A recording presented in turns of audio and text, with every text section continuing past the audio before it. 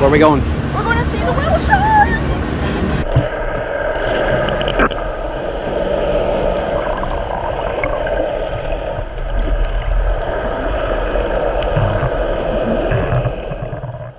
In this video, we're sharing all the tips, tricks, and secrets that you need to know to make the most of your whale shark experience in Isla Mujeres so that you can feel like this.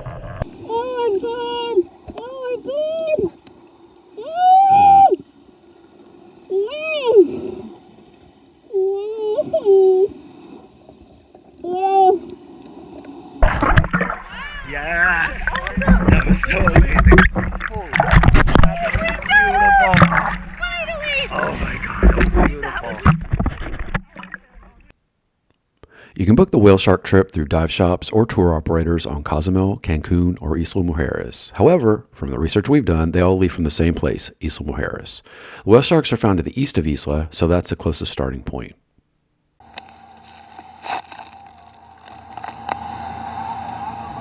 Babe, how's the ride? We haven't even gotten into the water yet. It's wet on this ride. The ride out was wet. It was fairly long, at about an hour, and it was a bit choppy. So if you got seasickness issues, be sure to prepare for that. So let's talk about what happens when you actually get out there. I've heard people say that there are like 80 to 100 boats around, and it's just a madhouse out there. When we pulled up, there were maybe 8 to 10 boats in the area where we first spotted the whale sharks. I did notice there was a group of boats farther to the east, and it could have been a bigger group, but I don't think it was anywhere near 80 to 100 from what I could tell. And more boats did show up over the course of the day, but at max in our group, I'd say 12 to 15 boats. And it was a little bit crazy. I mean, you've got boats dropping people off right in front of whale sharks and then zooming out of the way, boats circling around, waiting to get their next group in the water, people swimming, whale sharks swimming. But the captains did a good job of dropping people off and then getting safely back out of the way. When we got close to the site, the captain assigned each group of 2 a number that would determine our order. What number are we? We're number 1. Looking for the whale sharks. They're here in the area somewhere. Everyone's a ref. We're number 1. Ready to go. We're number 1. Ready to go. Prepare my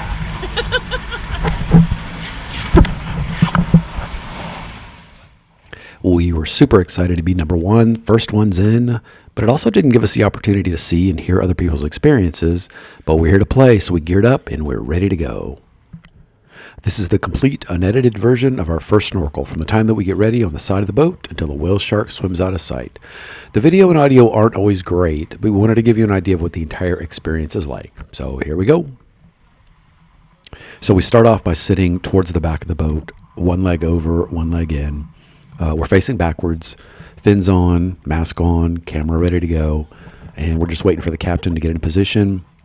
He's going to try to put us out in front of the whale shark, and then he's going to count to 3, and we're in the water.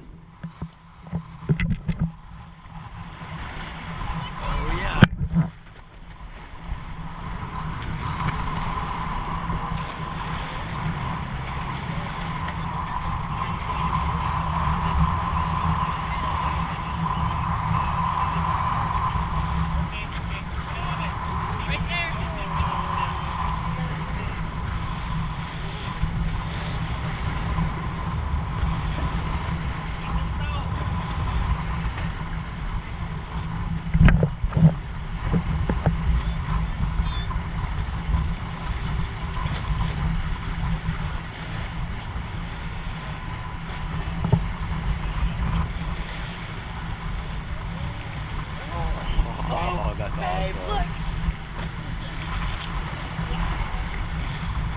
Okay, guys, that's my call. You jump in first, sir. I'll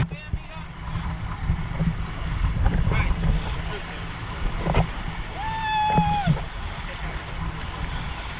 Okay, 1. Ready?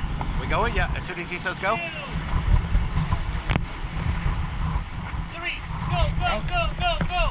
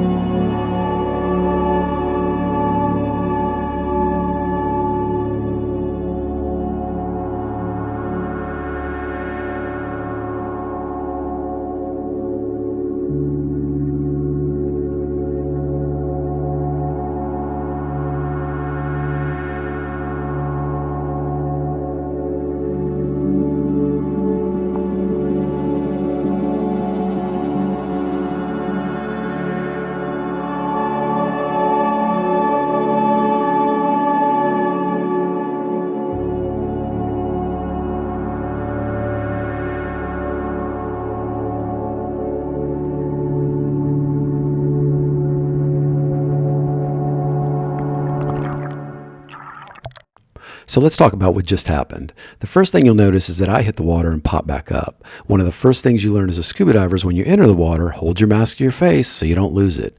Mine was all over my head, and that also caused me to get a lot of water in my snorkel, which I also struggled with for a while. So don't get so excited that you flop into the water like a dead fish, because you don't have much time to recover. And that leads us to tip number 2.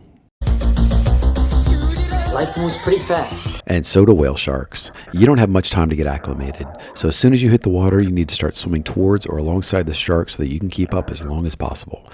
I wasn't really sure how long we were allowed to follow or how far we could go, so you might be able to tell from the video that I was looking around to see if our guide had stopped. My advice is to follow as long as you can, and the guide will stop you when it's time. Something else you have to contend with is prop wash. The boat drops you off and then it jets out of the way. But then it leaves a big prop wash behind it, so you've got to swim through that. So only recommendation there is get to the other side as soon as you can. You might notice that some people in the water are wearing life jackets and some are wearing wetsuits.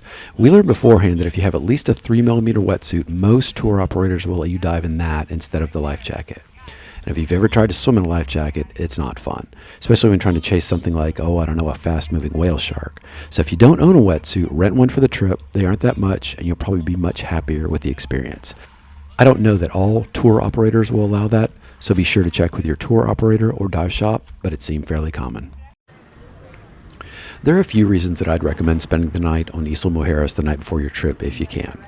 First, you don't have to wake up and get out the door a couple of hours before your tour and stress over taxis and ferries being on time, and then finding your way to the boat dock. It's so much easier to just have a short walk to the boat dock. It was also interesting that we had 2 couples on our boat that came over on the ferry, and one person from each couple got seasick. Maybe they'd been partying in Cancun the night before, maybe it was the stress of having to get up earlier and make the trip from Cancun, or it certainly could have just been because it was fairly choppy out there, and it's a long ride out. I think it took us about an hour to get there. So if you aren't used to being on boats, taking something for seasickness is a good idea. Another reason I think it's better to just stay on Isla is that if you're coming from Cancun or Cozumel, you're taking taxis and ferries and getting up super early to get there. And imagine if you get there and then the trip gets weathered out at the last minute. Something that we've learned from tours and excursions like this is that if you have a tour or something that you really want to do on your trip, book it early in the week so that if it gets canceled for any reason, you might have an opportunity to reschedule it for later in the week. I will say that staying on Isla does not get you to the whale sharks any sooner, though. We had people on our boat who came over on the ferry from Cancun, and we sat around and waited for them before we were able to leave. You may be wondering why there are only a couple of people in the water at one time, especially if you've done the whale shark dive before. In 2023, new rules were put into place so that each boat can only have 2 people plus a guide in the water at one time. That's to protect the whale sharks, and I'm fully in favor of that, but it does mean that you don't get as much time in the water. Okay, so if everyone takes turns getting in with the sharks, how many times do I get to go? Well, that depends on how many sharks there are. I forget the exact number, but basically if there are more whale sharks in the area, you get to go more times. The reasoning there is if there's only a few, they don't want people going over and over and over and stressing out the sharks. On our trip, because of the number of sharks, each group on our boat got to get in twice. I don't really know how many sharks were actually there. It could have just been the same few going back and forth, or it could have been a lot of different ones passing through a few at a time. But there were at least a couple of whale sharks in our area the entire time that we were there. I mean, we didn't have to sit around and wait for them to come through again. There were always some around. I think there were 6 groups on our boat, so 12 divers total. Each group entered the water from the back of the boat, so we played musical chairs around the boat as groups got in and out. And we watched as each group had their experience with the whale sharks, and now it's almost time for our second snorkel. With all the lessons learned from our first snorkel, let's see if we can make the second one even better. Hold my mask getting in, get the camera pointed, and swim hard. This is the full unedited video of our second snorkel. I wanted to give you the full experience so you get the wobbly video, the awkward audio, the amazing beauty of the whale shark, and our reaction at the end. Hope you enjoy.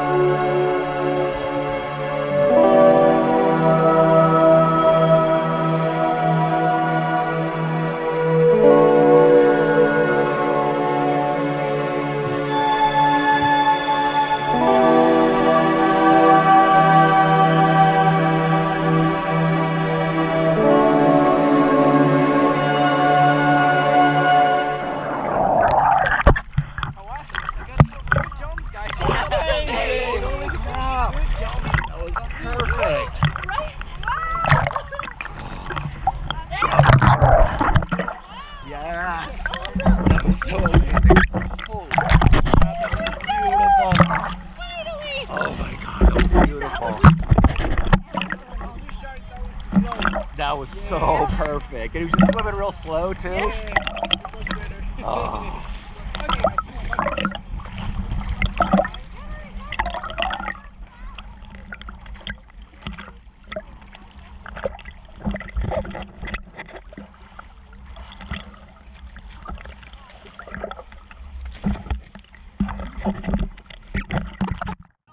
As a special bonus, here's Maria talking to the whale sharks underwater as I wrap things up and give you the last few things you need to know.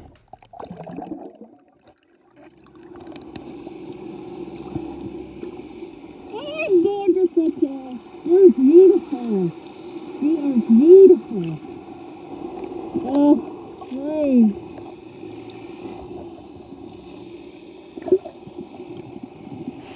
After everyone else got their second snorkel in, we packed up and headed back to Isla. On the way, the crew gave us drinks and sandwiches. Then we stopped at Playa Norte on Isla Mujeres and were able to hang out in the water for a bit. The crew served us ceviche and drinks. We thought there was supposed to be beer or rum punch or some adult beverages, and I do think some tour companies do that, but we didn't have any. The cost for the trip was about $150 per person, so it's not cheap, but we had an amazing experience, and it was a pretty long day. We get to the dive shop about 7:45 a.m., though I don't think the boat left until 8:30 or 8:45 after we did waivers and waited on people to come over in the ferry and so forth. But we got back to Playa Norte around 1, hung out there for a bit, and we're back at the boat dock before 2 p.m. Thanks for watching our video on the whale shark experience. I hope it was entertaining and informative. If you have questions, leave them in the comments below, and we'll do our best to answer them. Thanks.